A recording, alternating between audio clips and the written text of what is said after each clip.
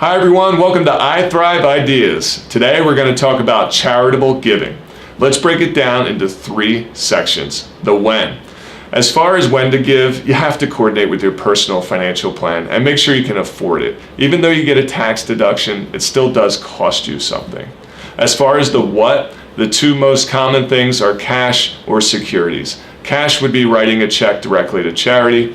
Securities would be maybe you have stock in your portfolio that you bought a long time ago and it's worth a lot more today. So if you were to sell, you're going to pay capital gains tax. Well, one of the things you can do is transfer that to the charity. They can sell the stock, they don't pay taxes on it, and you get a deduction for the full fair market value, and you didn't have to pay that capital gains tax. So it's a win-win.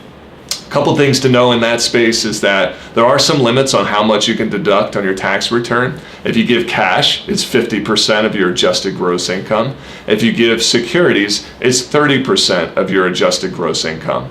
But you get to carry it forward for the 5 years, even if you go over that limit. So most people will be able to take advantage of that charitable tax deduction. As far as the how, there's really 3 main ones that I hear about. Giving direct to charity would be one. Another one would be a donor advised fund. These are great for people that you might not know exactly what charity to support right away, but you had a really high income year and you want to get a tax deduction.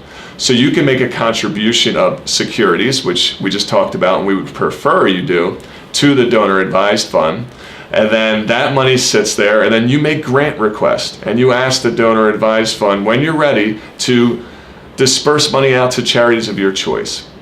So they're really easy to set up. It doesn't cost a lot of money. I like getting kids involved around the holiday time. Maybe you have kids come to you and they're making grant requests to you that then you'll take and you go to the donor advised fund to eventually disperse money out. So it's a great unity vehicle.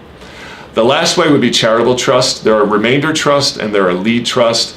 They're very involved. They cost a little bit of money to get set up. But for really significant gifts, if you're thinking a 6-figure gift, then you should be thinking about the trust, and we can help you think through all the pros and cons in that space. We hope you enjoyed the iThrive idea on charitable planning. Please subscribe on our website at thrivewealth.com. Thank you.